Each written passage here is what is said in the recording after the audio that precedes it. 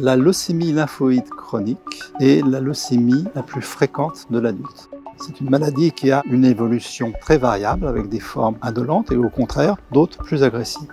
Nous avons mis au point une technique qui permet de déterminer avec une technologie de séquençage de nouvelle génération un paramètre pronostic majeur pour cette maladie et qui va permettre de guider le traitement.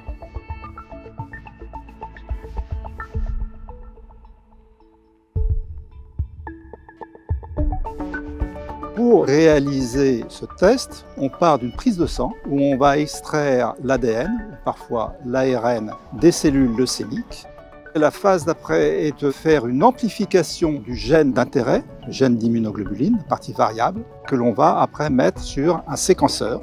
On va récupérer après quelques jours les données de séquençage qu'on va analyser par des outils bioinformatiques et à la fin, on aura le pourcentage d'identité par rapport à la séquence d'origine. Et donc, lorsque ce taux d'identité sera supérieur à 98%, eh bien, on est dans une forme de mauvais pronostic, alors qu'à l'inverse, on est dans une forme de bon pronostic. Et le traitement ne sera pas le même. La méthode est robuste. On l'a maintenant testée avec succès sur près de 2000 patients. Et en outre, la technique a été validée par des laboratoires européens experts dans ce domaine.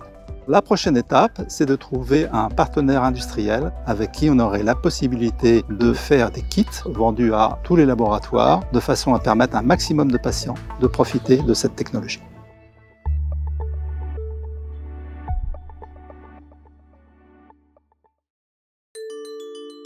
On constate aujourd'hui en France qu'on a 3 molécules seulement qui ont une autorisation de mise sur le marché pour la douleur de l'enfant petit, alors qu'on envoie des hommes sur Mars. Donc on a énormément de travail à faire pour améliorer la prise en charge de la douleur de l'enfant et de manière totalement sécure, c'est-à-dire en étant persuadé qu'on n'aura aucun effet délétère sur leur développement.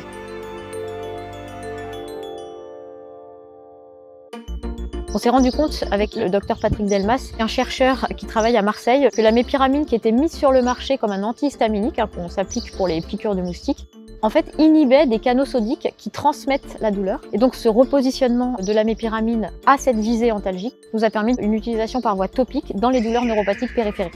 Et ça, c'est un travail qu'on a réussi à faire grâce au préparatoire Delpech qui nous aide en fait à développer nos molécules. Et donc, on a commencé à utiliser les préparations magistrales chez des enfants qui souffraient d'érythermalgie primaire, une maladie génétique terrible où la douleur est à peu près comparable à celle de mettre votre main sur un fer à repasser chaud sans pouvoir l'enlever. Et on a eu des très bons résultats. On a commencé du coup à étendre l'indication de la mépiramine dans d'autres types de neuropathie périphérique. Et finalement, on a là un traitement qui ne passe pas dans le sang, donc on n'a pas d'effet secondaire qu'on a avec les antidépresseurs et les antiépileptiques, et dont on peut étendre les indications en fait à tout type de neuropathie périphérique. Les prochaines étapes, c'est qu'en fait, ce dont les patients peuvent bénéficier à Necker puissent bénéficier à tous les patients en France, mais aussi dans le monde. Et donc, l'idée, en fait, ce serait qu'un industriel soit intéressé par cette préparation et qu'il l'amène, en fait, sur le marché en passant toutes les étapes réglementaires de la toxicité à l'animal, au volontaire sain et puis aux essais de phase 2 et de phase 3.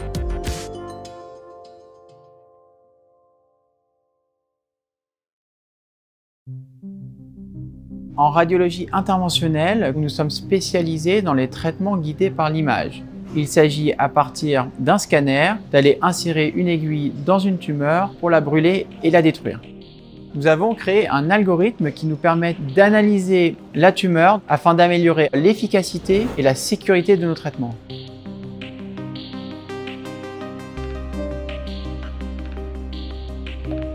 Vous avez des tumeurs qui sont facilement accessibles. Il y a certaines localisations qui sont très difficiles. Un petit nombre d'experts sont capables aujourd'hui de traiter ces patients. Demain, grâce à l'IA et à la robotisation, nous avons un espoir ferme que cette expertise puisse descendre sur l'ensemble des acteurs de notre communauté de radiologues interventionnels et apporter cette expertise à chaque patient. Notre algorithme permet de détecter, de segmenter, de délimiter dans l'espace la tumeur sans avoir besoin d'énormes bases de données ni de savoir dans quel organe cette tumeur se trouve. Cette innovation provient de la rencontre de deux mondes. Nos médecins qui avaient identifié un besoin formel en amélioration de nos techniques et le monde des mathématiques qui avait développé une architecture géométrique permettant de réaliser ce type de modèle. L'algorithme a été breveté avec le soutien de l'AP-HP l'année dernière. Donc les prochaines étapes sont 1. de valider cliniquement l'algorithme et de demain avoir les autorisations d'utilisation en pratique médicale courante.